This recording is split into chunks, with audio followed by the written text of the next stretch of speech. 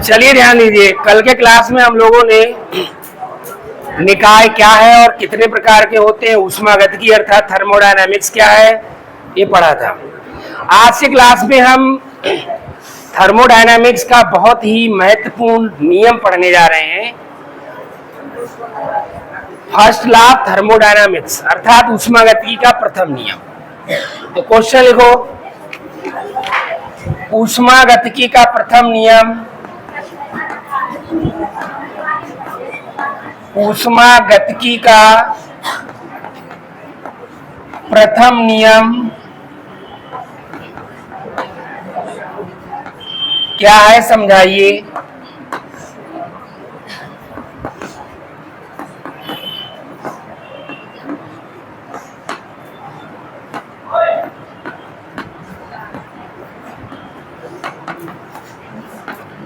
ऊष्मागतिकी का प्रथम नियम क्या है, समझाइए। First law of thermodynamics, gate बंद करिए। फर्स्ट लॉ ऑफ थर्मोडायनामिक्स क्या कहता है?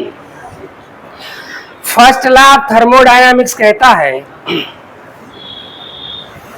कि ऊर्जा को ना तो उत्पन्न किया जा सकता है ना ही नष्ट किया जा सकता है, बल्कि इसे एक रूप से दूसरे रूप में बदला जा सकता है। Energy can not be created और destroyed, What it can be changed from one form to another form।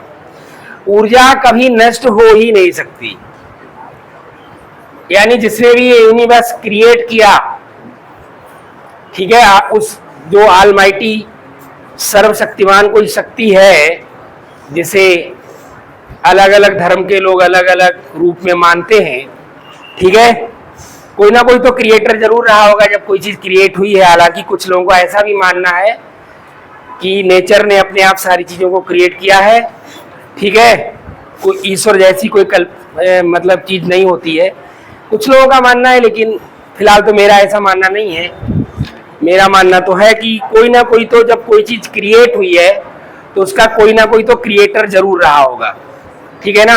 अब वो कोई भी हो, एक अलग चीज है, कौन किसको क्या मानता है वो तो बात की चीजें हैं, लेकिन कोई ना कोई ऑलमाइटी पावर जरूर है जिसने इस पूरे यूनिवर्स को क्रिएट करने का कार्य किया है।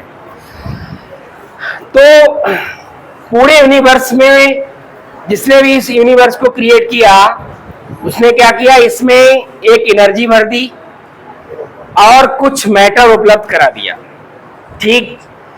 अब वही मैटर कभी एनर्जी में तो कभी वो एनर्जी मैटर में कन्वर्ट होती रहती है विभिन्न रूपों में, और कभी नष्ट नहीं होती। तो जो ऊर्जा है उसे कभी नष्ट नहीं कर सकते।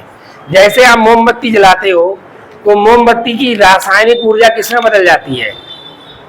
प्रकाश ऊर्जा में बदल जाती है, ठीक है, प्रकाश ऊर्जा में चेंज हो जाती है। अभी ये पंखा चल रहा है, इस पंखे में क्या आ रही है? विद्युत ऊर्जा। वो काहे में बदल रही है? काहे में बदल रही है?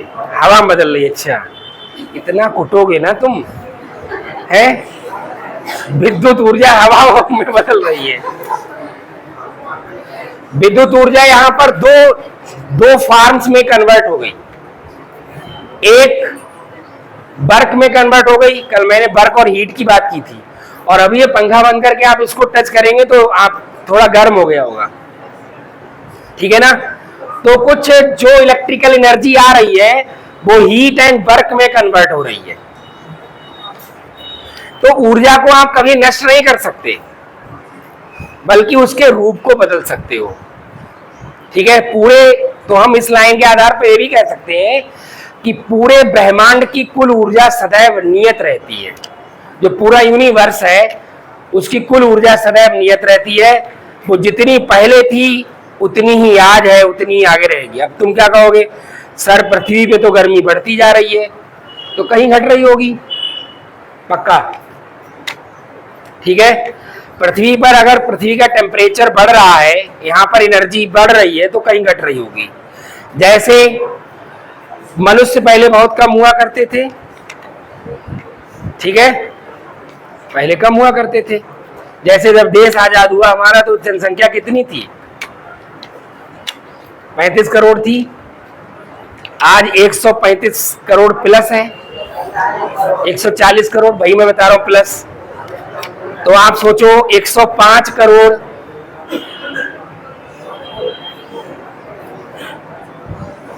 बात समझ में आ रही है? तो क्या हुआ होगा आज के टाइम में? क्या हो रहा है? वाइल्ड एनिमल्स कम होते चले जा रहे हैं, और वाइल्ड एनिमल्स कम होते चले जा रहे हैं, और मनुष्य की संख्या बढ़ती चली जा रही है। तो क्या हो रहा है? आत्मा भी एक एनर्जी है। ये गेट बंद करिए, बार बार कहना पड़ता है आप लोगों से। तो आत्मा भी क्या है? एक प्रकार की एनर्जी ही तो है, ठीक है। अब खरगोश मरा, उसकी आत्मा इसमें आ गई, छिपकली मरी, उसकी आत्मा किसी और में आ गई, ठीक है। तो क्या हो रहा है? वहां वाइल्ड एनिमल घट रहे हैं, यहां बढ़ रहे हैं। तो अगर कोई चीज कहीं घट रही है तो उस एनर्जी या मैटर के का कहीं ना कहीं कोई दूसरा रूप जरूर कहीं ना कहीं उत्पन्न जरूर हो रहा होगा। ऐसा नहीं है कि वो मैटर, वो एनर्जी खत्म हो गया, मतलब बिल्कुल खत्म हो गया, उसका कोई अस्तित्व नहीं बचा, उसका वो रूप, उस रूप का अस्तित्व नहीं बचा, उसकी वो वाली फॉर्म खत्म हो गई, ठीक है।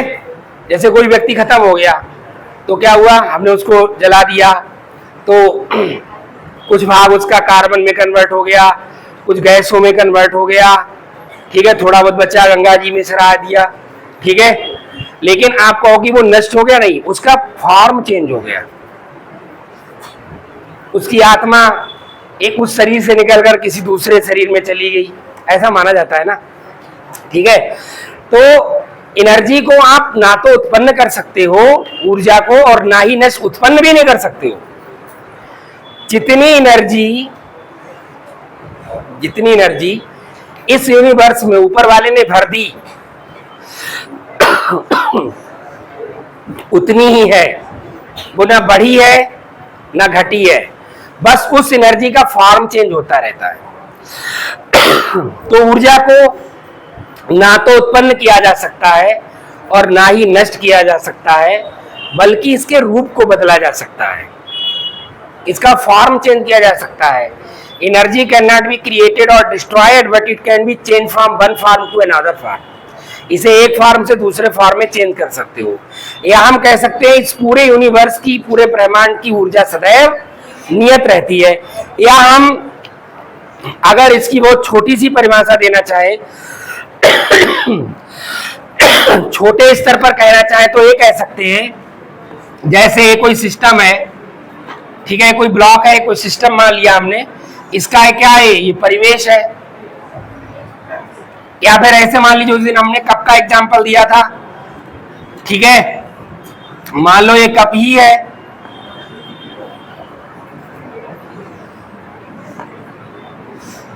इसमें चाय भरी हुई है, चाय थोड़ी देर बाद ठंडी हो गई, तो उसकी एनर्जी कहां चली गई? उसकी एनर्जी परिवेश में चली गई, लेकिन नष्ट थोड़ी हो गई। मान लो पहले से परिवेश की एनर्जी 100 थी, और जो चाय है उसकी एनर्जी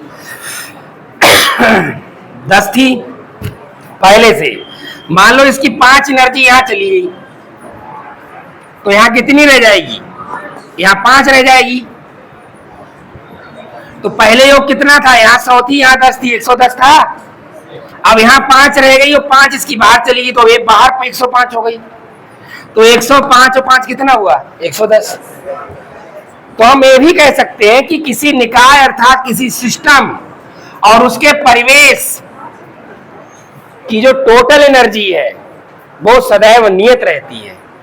कभी सिस्टम की एनर्जी सराउंडिंग्स में चली जाती है, तो कभी सराउंडिंग्स की एनर्जी सिस्टम में आ जाएगी।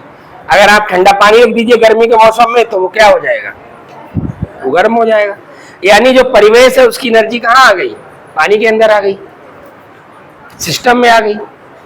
तो किसी निकाय और उसके परिवेश की कुल ऊर्जा सदैव नियत रहती है। तो इस प्रकार से यहाँ पर 3 परिभाषाएं बनती हैं। 3 तरह से आप इसको परिभाषित कर सकते हो कि ऊर्जा को ना तो उत्पन्न किया जा सकता है और ना ही नष्ट किया जा सकता है, बल्कि इसे एक रूप से दूसरे रूप में बदला जा सकता है। दूसरी परिभाषा क्या हो सकती है? किसी निकाय व उसके परिवेश की कुल ऊर्जा सदैव नियत रहती है, बल्कि इस ऊर्जा को एक रूप से दूसरे रूप में बदला जा सकता है। और तीसरी परिभाषा क्या हो सकती है कि इस पूरा यूनिवर्स भी क्या है, पूरे यूनिवर्स में जितना मैटर है वो क्या है, सिस्टम है, और उसके आसपास का जो परिवेश है, जो सराउंडिंग्स है, जो वातावरण है, वो क्या है, परिवेश है, मतलब सराउंडिंग्स है। तो अगर हम पूरे यूनिवर्स की बात करें तो ये भी कह सकते हैं कि ब्रह्मांड की कुल ऊर्जा सदैव नियत रहती है, ठीक है, कुल ऊर्जा सदैव नियत रहती है, वो कभी परिवर्तित नहीं होती। ऐसा नहीं कम या ज्यादा हो, वो जितनी पहले थी उतनी ही आज भी है, बल्कि हम उसे एक रूप से दूसरे रूप में बदल सकते हैं। क्लियर है? तो कॉन्सेप्ट क्लियर हो गया। अब इसका मैथमेटिकल फॉर्म भी मैं लिखाऊंगा, ठीक है, तब तक आप लोग इतना लिखिए, लिखो।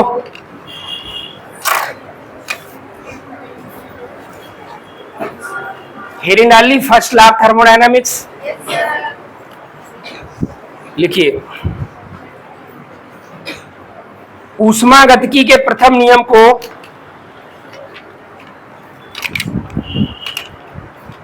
ऊष्मागतिकी के प्रथम नियम को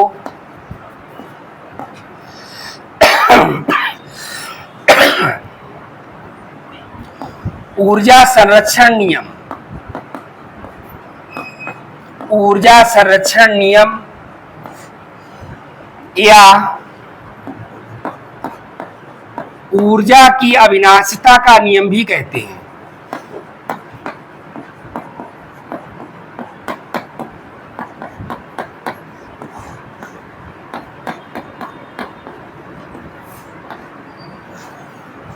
या ऊर्जा की अविनाशिता का नियम भी कहते हैं।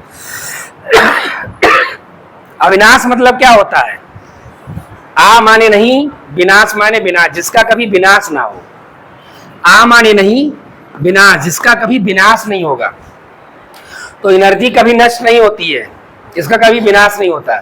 इसलिए हम अविनाश का अर्थ होता है जिसका, जो कभी नष्ट ना हो, जिसका कभी विनाश ना हो, जो कभी डिके ना हो, ठीक है। तो ऊर्जा की अविनाशिता का नियम या ऊर्जा संरक्षण नियम भी इसको बोला जाता है। आगे लिखो, आगे लिखो। इस नियमानुसार, नई लाइन से लिखिए,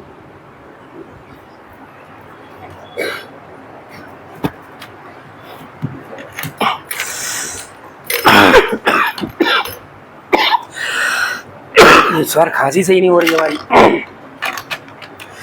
नई लाइन से बढ़कर में लिखो, ऊर्जा को ना तो उत्पन्न किया जा सकता है, ऊर्जा को ना तो उत्पन्न किया जा सकता है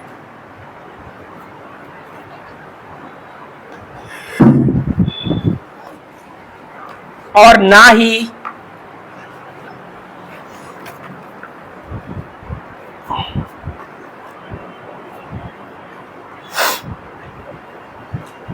नष्ट किया जा सकता है।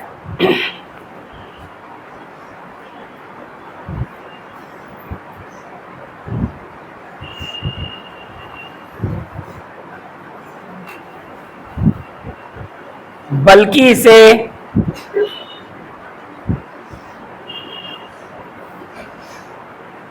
एक रूप से दूसरे रूप में बदला जा सकता है, बल्कि इसे एक रूप से दूसरे रूप में बदला जा सकता है।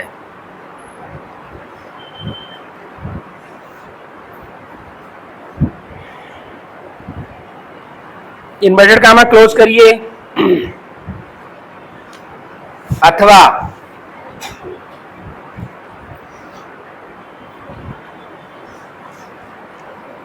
अथवा लिखो नई लाइन से इन्वर्टेड कामा में, अथवा नई लाइन से लिखो इन्वर्टेड, अथवा बीचों बीच लाइन पर लिखना चाहिए ना। नई लाइन से इन्वर्टेड कामा में लिखो, नोट्स बनाना नहीं आता तुम लोगों को है। नई लाइन से लिखो इन्वर्टेड कामा में, किसी निकाय व उसके परिवेश की कुल ऊर्जा, किसी निकाय व उसके परिवेश की कुल ऊर्जा सदैव नियत रहती है।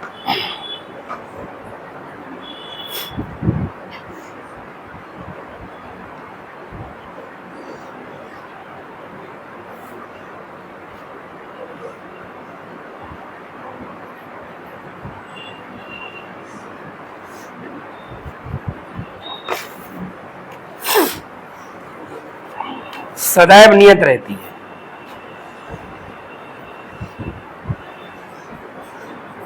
बल्कि इस ऊर्जा को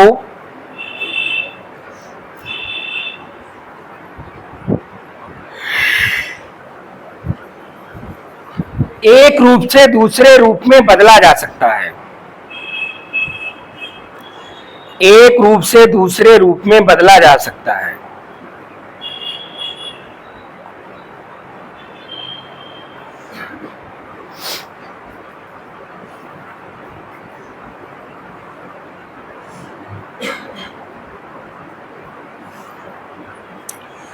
इन्वर्टेड कामा क्लोज करो अथवा लिखो।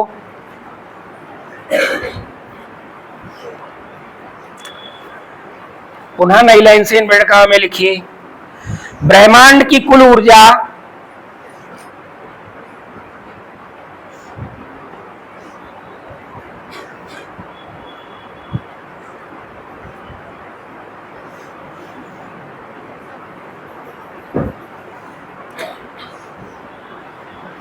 सदैव नियत रहती है।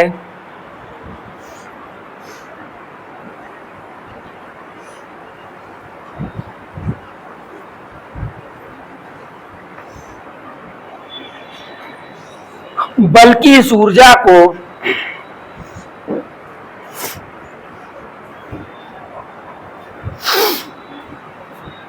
एक रूप से दूसरे रूप में बदला जा सकता है।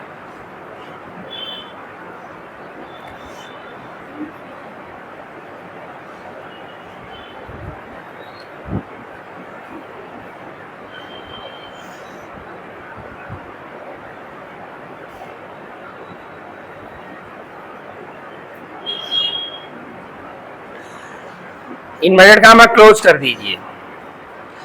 अब हेडिंग डालिए,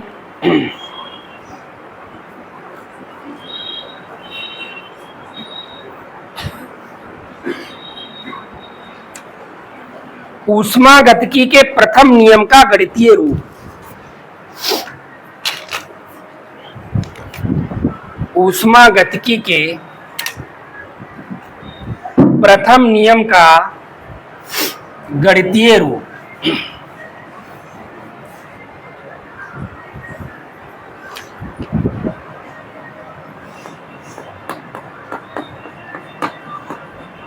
गणितीय रूप देखा जाए। देखो, कोई सिस्टम है हमारे पास, कोई निकाय है, उस निकाय से हम W कार्य कराते हैं और Q ऊष्मा उत्पन्न होती है। कितनी उत्पन्न होती है? अगर हम W कार्य कराते हैं और Q ऊष्मा उत्पन्न होती है, या मान लो हम कई प्रक्रम उसके साथ करते हैं, मान लो W1 कार्य किया और Q ऊष्मा उत्पन्न हुई, W2 कार्य करने पर Q2 ऊष्मा उत्पन्न हुई, W3 कार्य करने पर Q3 ऊष्मा उत्पन्न हुई, तो जो डेल्टा E है, ऊर्जा परिवर्तन जो होगा वो क्या होगा? Q1 माइनस W1 बराबर होगा Q2 माइनस W2 बराबर होगा Q3 माइनस W3, और किसके बराबर होगा?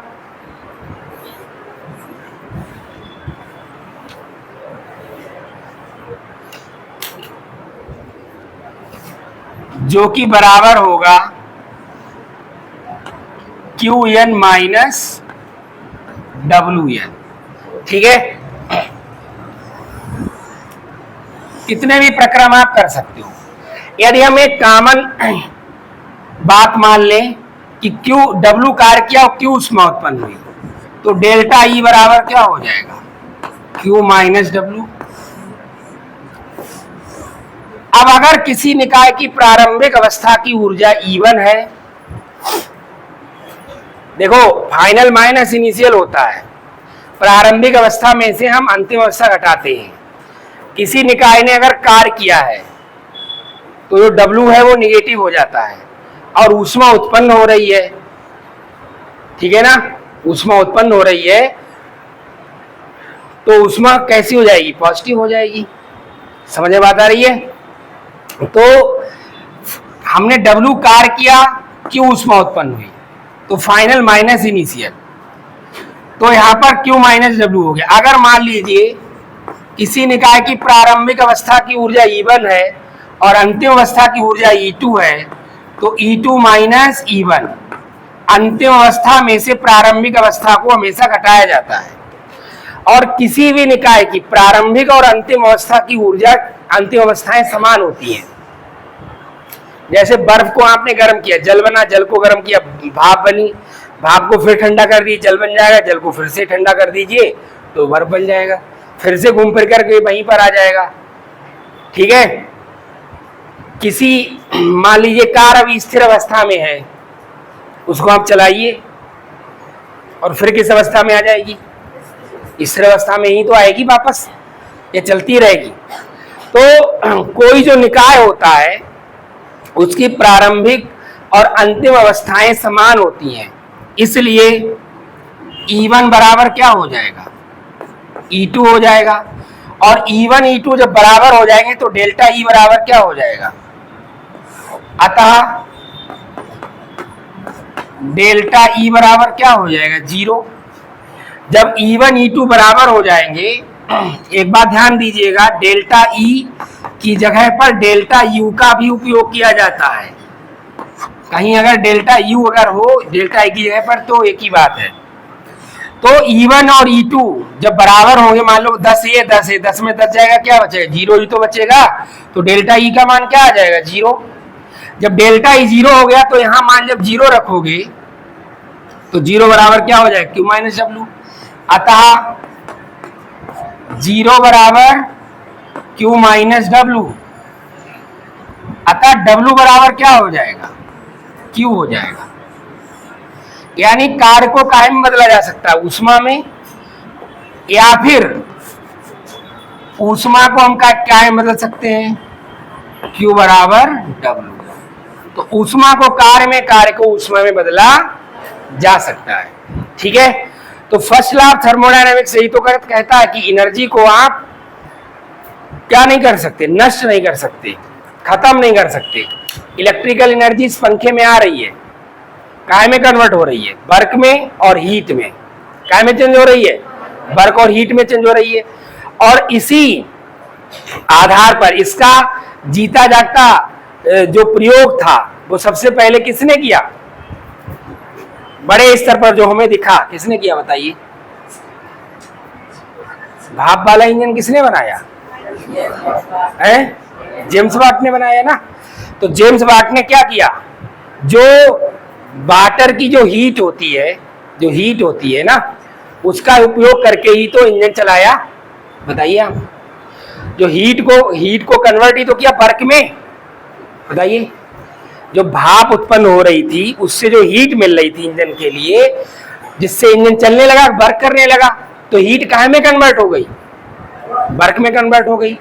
तो जो हीट इंजन था कोयले वाला, ठीक है, जिसमें कोयला जला करके पानी गर्म किया जाता था, उससे भाप बनाई जाती थी, और उस भाप यानी जो भाप से जो हीट पैदा होती थी उस हीट को काय में कन्वर्ट कर दिया जाता था? वर्क में, यानी गाड़ी चलने लगती थी, इंजन चलने लगता था। तो जो पहला हीट इंजन बनाया था जेम्स वाट ने, ठीक है, वो इसी आधार पर तो बनाया था। यही तो फर्स्ट लॉ थर्मोडायनामिक्स की तो अप्लाई किया उन्होंने, ठीक है। तो इसका एक बड़े स्तर का एक बड़ा प्रयोग देखने को कहाँ मिला? जेम्स वाट ने जो इंजन बनाया वहां पर, तो वहां पर हीट काय में चेंज हो रही है? वर्क में। इसी तरह से वर्क को भी हम काय में चेंज कर सकते हैं? हीट में चेंज कर सकते हैं। अरे आप खुद ही जब वर्क करते हो तो एकदम बॉडी हीट हो जाता कि नहीं हो जाता है? बताइए, सिंपल सी बात है। तो लिखिए आप लोग,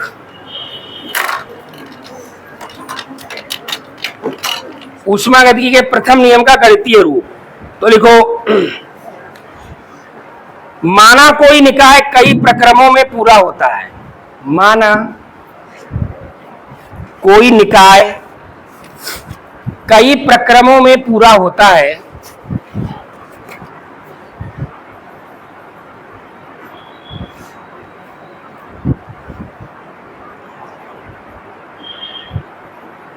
माना प्रथम प्रक्रम में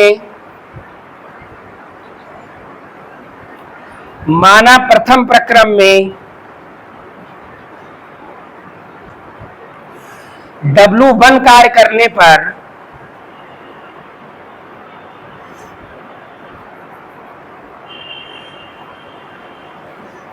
W1 कार्य करने पर Q1 ऊष्मा उत्पन्न होती है। Q1 ऊष्मा उत्पन्न होती है।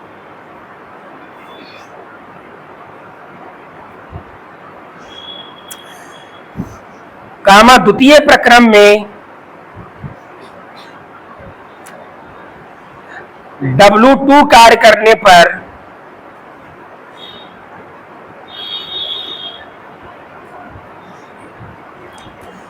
Q2 ऊष्मा उत्पन्न होती है।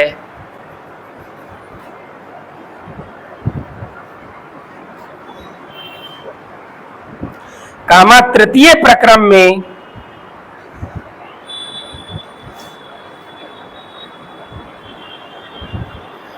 W3 कार्य करने पर Q3 ऊष्मा उत्पन्न होती है।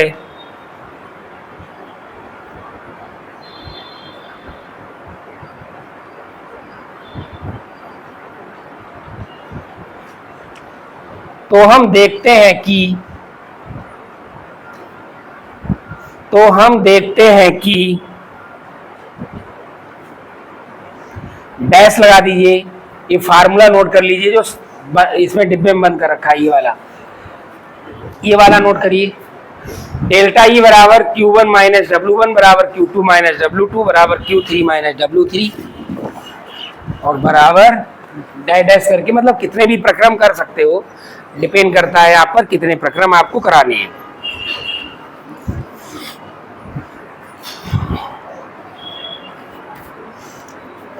जहां डेल्टा ई बराबर ऊर्जा परिवर्तन लिखो, जहां डेल्टा ई बराबर ऊर्जा परिवर्तन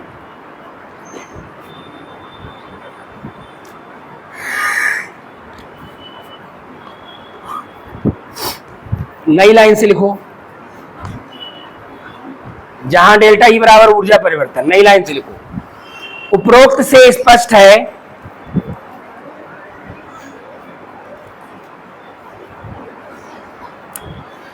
कि प्रत्येक प्रक्रम में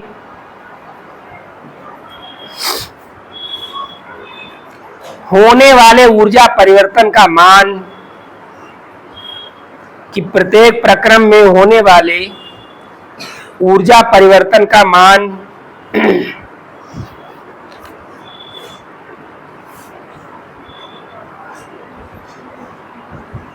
सदैव नियत रहता है। सदैव नियत रहता है।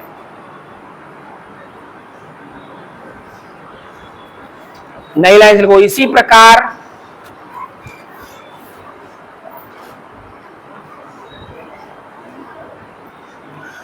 यदि W कार्य करने पर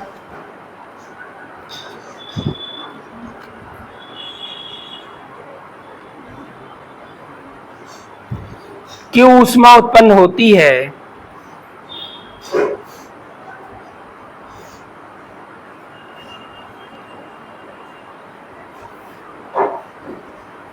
तो डैश लगा दो, फार्मूला लिख लो, डेल्टा ई बराबर Q माइनस W।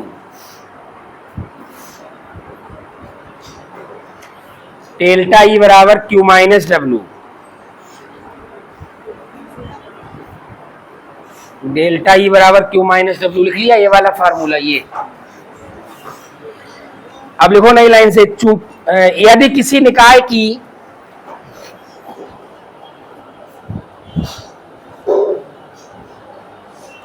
प्रारंभिक व अंतिम अवस्थाएं समान हैं, वो सॉरी अभी ये नहीं लिखना लाइन, यदि किसी निकाय की प्रारंभिक व अंतिम अवस्थाओं की ऊर्जाएं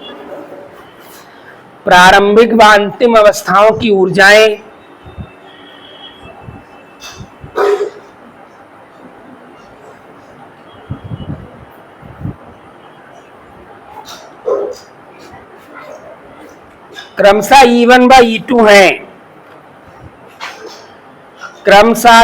व E2 हैं,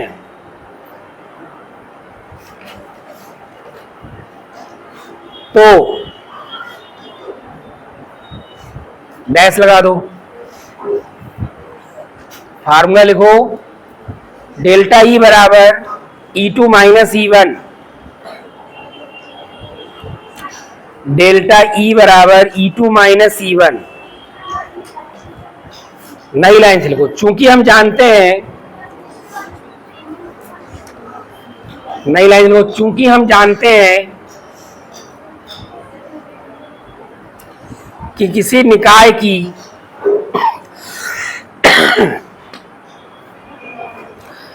प्रारंभिक व अंतिम अवस्थाएं समान होती हैं,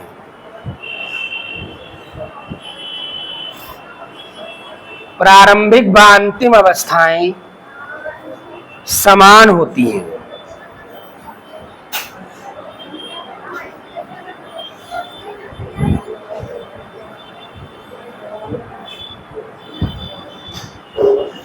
अतः नई लाइन से लिखो, E1 बराबर E2, E1 बराबर E2, तो डेल्टा E बराबर 0।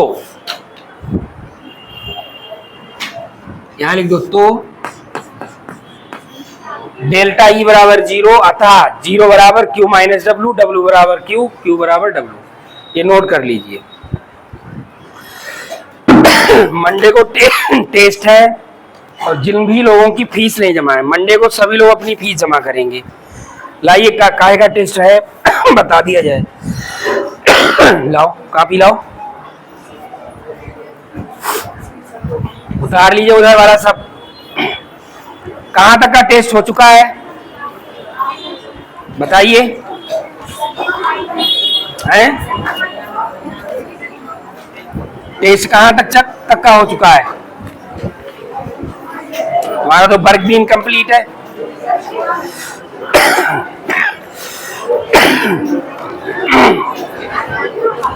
हाइड्रोजन बंध का हो गया टेस्ट है?